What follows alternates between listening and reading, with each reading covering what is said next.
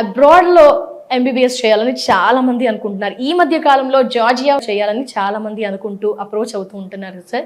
So మరి first of all parents కానీ పిల్లలు కానీ ప్రతి ఒక్కరు ఆలోచించేది ఏంటి, కంట్రీలో ఏముంటుంది, అక్కడ క్లైమేట్ ఎలా ఉంటుంది, సేఫ్టీ ఉంటుందా మా పిల్లలకి అని చాలా మంది ఆలోచిస్తూ వర్రీ అవుతారు. అబ్రాడ్ లో ఎంబీబీఎస్ చదువుకోవాలనుకున్న ప్రతి స్టూడెంట్ యొక్క పేరెంట్ ముందుగా చూసుకోవాల్సింది ఏంటంటే first thing safety and security. Education system ఎలా ఉంది, ఎంబీబీఎస్ కంప్లీట్ అయిపోయిన తర్వాత ఆపర్చునిటీస్ ఎలా ఉంటాయి, అక్కడ హాస్టల్స్ పరిస్థితులు ఏంటివి, మన ఫుడ్ దొరికిద్దా లేదా, క్లైమేటికల్ కండిషన్స్, అక్కడికి మనం దిగిన వెంటనే అడాప్ట్ అవ్వగలుగుతున్నారా లేదా స్టూడెంట్స్, ఇవన్నీ చూసుకున్న తర్వాత స్టెప్ తీసుకోవాలండి. జార్జియా కంట్రీ గురించి మనం చూసుకుంటే ప్రపంచంలోనే థర్డ్ సేఫెస్ట్ కంట్రీ. స్టూడెంట్ చదువుకున్న వెంటనే ఆఫ్టర్ కంప్లీటింగ్ ఆఫ్ దిర్ మెడిసిన్ వాళ్ళకు పీజీ ఆపర్చునిటీస్ లో కానివ్వండి, ప్రాక్టీస్ లో కానివ్వండి మంచి ఆపర్చునిటీస్ అందుతున్నాయి. బెంగళూరు క్లైమాటికల్ కండిషన్స్ తో ఉన్న సిటీ ఏదైతే ఉందో Tbilisi, it is a warm place of Georgia. Tbilisi is called as a medical city of Europe.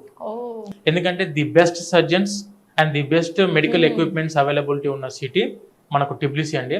Clinicals లో కానివ్వండి, ఎడ్యుకేషన్ పాయింట్ ఆఫ్ వ్యూలో కానివ్వండి, క్లైమేటికల్ కండిషన్స్ లో చూసుకున్నా, safety and security point of వ్యూలో చూసుకున్నా, జార్జియా కంట్రీకి వెళ్ళి ఎంబీబీఎస్ చదువుకోవాలనుకున్న ప్రతి స్టూడెంట్ కి ఎక్కడా కూడా ఏ ఒక్క ఇష్యూస్ లో కూడా మనము టెన్షన్ పడడానికి అవకాశమే లేదు జార్జియా కంట్రీ గురించి.